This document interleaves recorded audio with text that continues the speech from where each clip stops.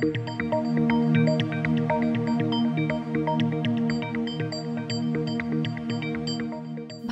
লোকসভা নির্বাচনের বিজয়ীরা দায়িত্ব গ্রহণের জন্য প্রস্তুত হচ্ছেন। চলুন দেখে নেওয়া যাক ভারতে একজন সংসদ সদস্যের বেতন কত এবং তিনি কি কি সুবিধা পেয়ে থাকেন। একজন সংসদ সদস্যের মৌলিক বেতন মাসে 1 লাখ রুপি।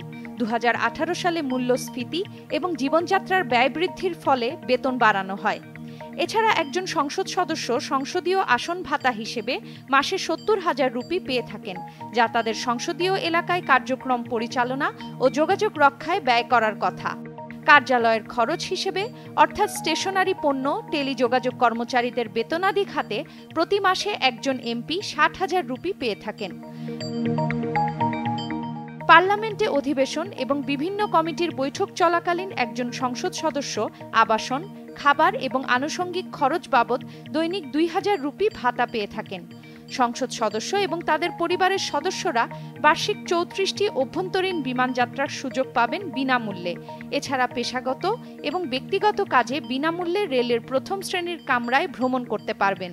নিজ সংসদীয় এলাকায় সড়ক যাত্রার ক্ষেত্রে তারা মাইল অনুসারে ভাতাও দাবি করতে পারবেন। সংসদ সদস্যদের জন্য 5 বছর মেয়াদে অভিজাত এলাকায় বিনামূল্যে আবাসনের ব্যবস্থা থাকে। জ্যেষ্ঠতা অনুযায়ী তারা বাংলো, ফ্ল্যাট বা হোস্টেল কক্ষ পেতে পারেন। যারা আবাসন সুবিধা গ্রহণ করেন না, তারা মাসিক 2 লাখ রুপি ভাতা পাবেন।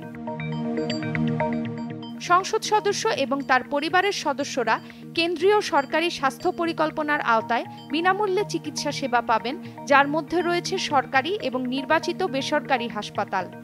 যারা সংসদ সদস্য হিসেবে একটি পূর্ণ মেয়াদ কাটিয়েছেন, তারা মাসে 25,000 রুপি পেনশন পেয়ে থাকেন। প্রতি বাড়তি বছর সেবার জন্য তারা মাসে 2,000 রুপি প্রণোদনা পেয়ে থাকেন।